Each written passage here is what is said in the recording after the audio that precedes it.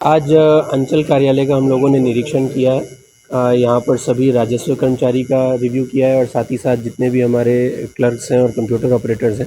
उनके कार्यशैली को और जितनी हमारी संचिकाएं हैं उनके संधारण को देखा है। पूरे कार्यालय के संधारण में जो भी आवश्यक सुधार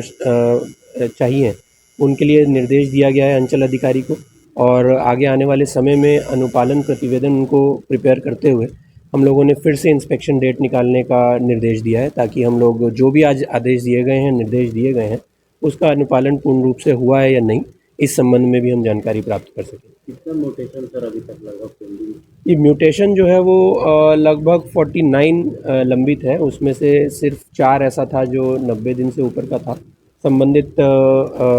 राजस्व कर्मचारी को निर्देश दिया गया, उनके द्वारा ये सूचित भी किया गया है कि 4 दिन पहले वो पूर्ण कर 4 जो है वो पिछले दिन पूर्ण कर लिया गया। इसके अलावा डिमार्केशन के जितने हमारे एप्लीकेशंस हैं उसमें मैक्सिमम एप्लीकेशंस जो LDA फ़ी जमा करना होता है उसमें पेंडिंग है 124, और शेष जो हमारे हैं कुल मिला के 14 हमारे हैं जो CO के लेवल पे डिमार्केशन के प्रस्ताव पेंडिंग है, जो कि उनको फॉरवर्ड करने हैं कर्मचारी को। तो मैया सम्मान में बहुत समस्या आ रही है जी, मैया सम्मान के लिए भी स्पेसिफिक निर्देश दिया गया है कि सभी लोगों के लिए अलग से काउंटर बनाते हुए जो भी उनकी ग्रीवांसीज हैं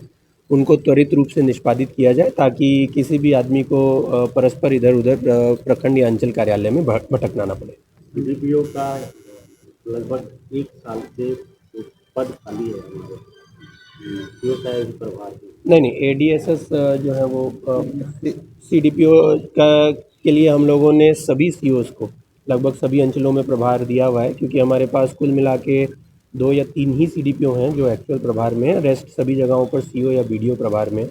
उनके भी कार्यालय का